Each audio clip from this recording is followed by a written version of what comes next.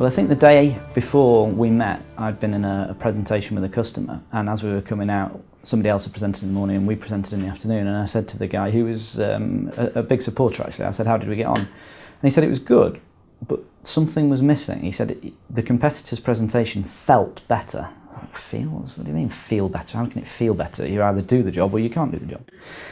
And then we met the following day and you were talking about actually what we present is very facts and figures and actual very process, and you don't bring it to life with any stories, and you don't bring it to life with the personalities of the people that are actually going to deliver the work, and you don't deliver it in a way that would excite somebody. It's a very accountancy based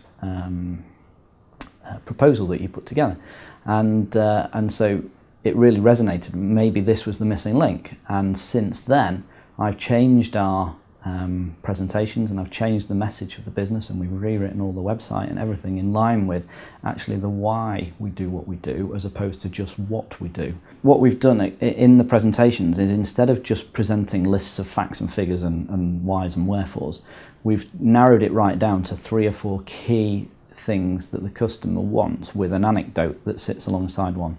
So we want to talk about this, and this is the customer experience that we had, and actually the customer said this when we'd done the piece of work.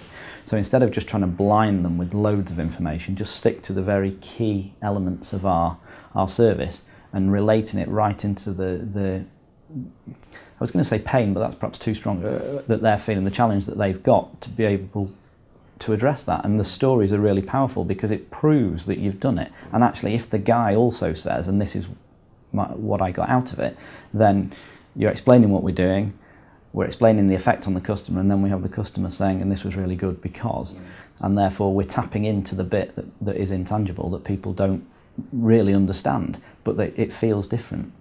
And you walk into a new house that you want to buy, you feel it. Okay, you'll get the visual brochure through and you say, yeah, that looks all right, but when you walk in, you feel it.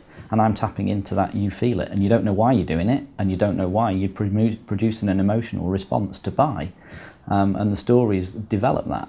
Just presenting facts and figures won't create that emotional response, and people will buy on emotion and justify the price. And it's worked very successfully in our business.